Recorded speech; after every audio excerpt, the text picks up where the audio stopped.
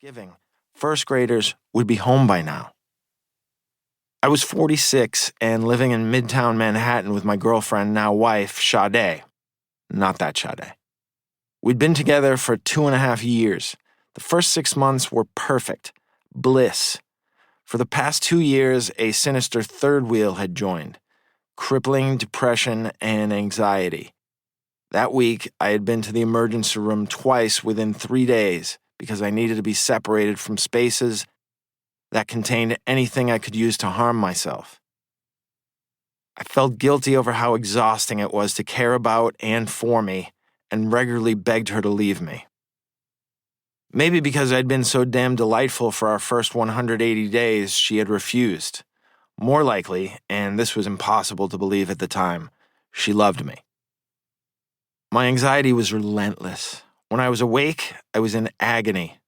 Most intensely the moment after I woke and, oh yeah, my life is in shambles. I'm running out of money, and I hate myself, flooded back into my consciousness.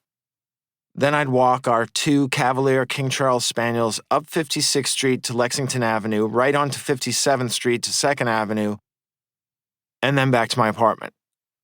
A walk around the block, yet my feebleness dragged it out to 20 minutes.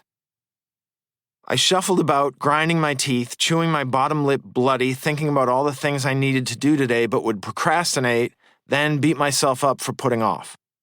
Just a couple of years before, I ran 30 miles a week. Now, a 0.2 of a mile crawl drained me. I'd feed the pups, eat a giant bowl of Ezekiel Golden Flax cereal covered in maple syrup and almond milk, then go back to sleep until the dogs wanted another walk. When I wasn't asleep, I was catatonic while my brain attacked every weak point in itself, attempting to criticize me into submission. I was finding it nearly impossible to do stand-up comedy, the only job I'd held since December 24th, 1998. A job I'd started dreaming of and practicing in my bedroom in kindergarten. My brain insisted I was inept at it and getting worse.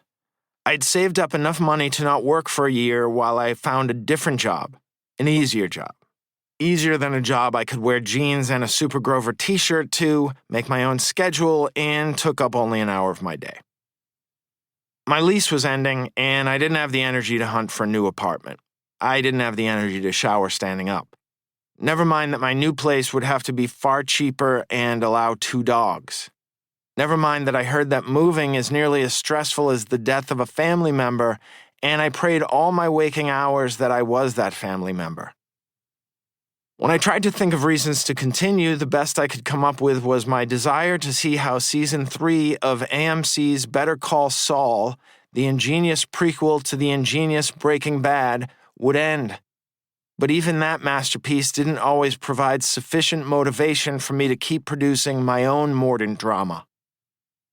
Late one night, I had pulled a plastic bag from the box a toaster came in over my head in an impulsive attempt at a painless exit. But it occurred to me, as my head emerged from the top, that this was not a plastic bag, but a plastic sleeve. Funny. Later that same week, in a furnished apartment on a rare trip out of town to perform in Denver, I removed the carving knife from the kitchen's wooden knife block and held it against my wrists. Then I pictured the person who'd have to clean up on Monday and gave myself an excuse to refrain from ending things that way. I wanted to stop feeling like this, even if I had to die. Throughout this bedlam, monthly visits to my psychiatrist, Dr. Richard Friedman, were half-hour capsules of hope. He never gave up, never ran out of ideas, treatments, or offers to admit me into the hospital. There isn't a subway that goes directly to his office at 68th and 1st-ish, and I didn't have the brain function to figure out the bus combination that would get us there on time. What about Uber? I had resisted Uber for years. I didn't feel safe riding with regulated, licensed, experienced New York cab drivers. I'm just going to get in the back of a stranger's black Camry? Not yet. A cab? Out of the question. I was not going to be able to work anymore. Until I found a new job, paying $20 for a ride to a building I could walk to in 26 minutes seemed reckless, but we were running late. Depressive